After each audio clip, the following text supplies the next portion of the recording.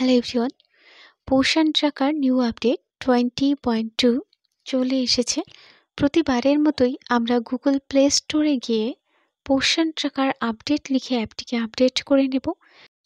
হোয়াটস নিউতে যে পরিবর্তন বা সংযোজনগুলি হয়েছে সেগুলি আমরা একবার এখান থেকে পড়ব। তারপরে আমরা অ্যাপের মধ্যে গিয়ে হাতে কলমে পরিবর্তনগুলি সম্পর্কে বিস্তারিত জানব এবং কিভাবে কাজ করতে হবে সেটি আমরা দেখব।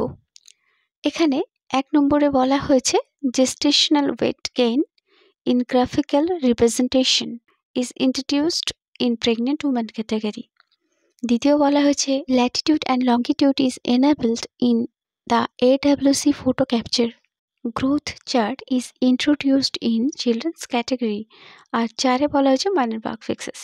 চলুন আমরা অ্যাপের মধ্যে গিয়ে হাতে কলমে বিষয়গুলি বুঝবো এবং দেখব। দেখুন ভার্সন 20.2 আর আপডেটেড হয়েছে কত? জানুয়ারির 18 তারিখ 2024।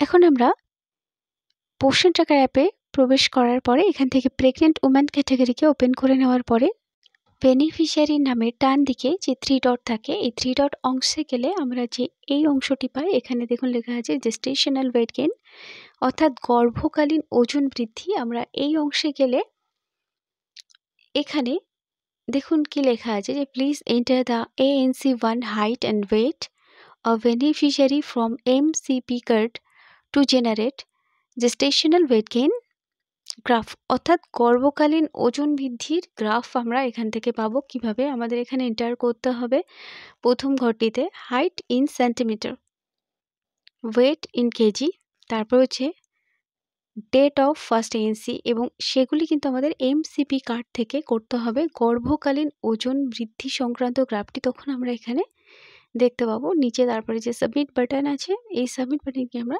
সাবমিট করব। তাহলে এখানে আমরা প্রথম ঘরটিতে এন্ট্রি করব হাইট ইন সেন্টিমিটার, দ্বিতীয় ঘরটিতে ওয়েট ইন কেজি এবং তৃতীয় ঘরটিতে ডেট অফ ফার্স্ট ANC এবং সেগুলি করব MCP কার্ড দেখে।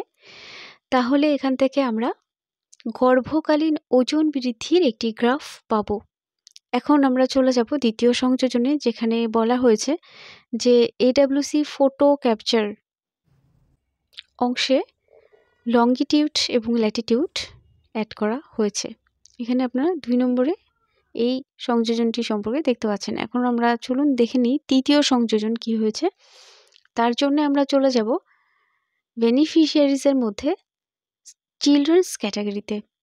এই 3টি ক্যাটাগরির মধ্যে আমরা এই সংযোজনটি পাবো। যে কোনো একটি চিলড্রেন্স ক্যাটাগরিকে আমরা সিলেক্ট করলাম। তাকে নামের ডান দিকে যে 3 ডট আছে সেখানে যাব, গেলে একদম দেখুন নিচে গ্রোথ হিস্ট্রি আছে। এই গ্রোথ হিস্ট্রি অংশে গেলে আমরা গ্রোথ হিস্ট্রিকে এভাবে দেখতে পাই। এই পেজে দেখুন যেখানে 3 মাসের গ্রোথ হিস্ট্রি শো করছে, এই টেবিলের উপরে এখানে লেখা আছে যে growth chart graph will be generated soon. এই অংশে আমরা গ্রোথ চার্ট দেখতে পাবো এবং গ্রোথ চার্টের মাধ্যমে শিশুটি পুষ্টির কোন পর্যায়ে আছে, শিশুটির হেলথ স্ট্যাটাস আমরা গ্রোথ চার্টের মাধ্যমে দেখতে পাবো। এইভাবে গ্রোথ হিস্ট্রির মধ্যে গেলে গ্রোথ চার্ট শো করবে এই আপডেটের মাধ্যমে। এছাড়া পোষণ ট্র্যাকার সংক্রান্ত আপনারা ছোট ছোট অনেকগুলি প্রশ্ন করেছেন, পরের কোনো ভিডিওতে সেগুলির সমাধান থাকছে। আজকের ভিডিওটি এ পর্যন্তই। সবাই সুস্থ থাকবেন, ভালো থাকবেন, সকলের জন্য শুভকামনা রইল। দেখা হচ্ছে পরের কোনো ভিডিওতে।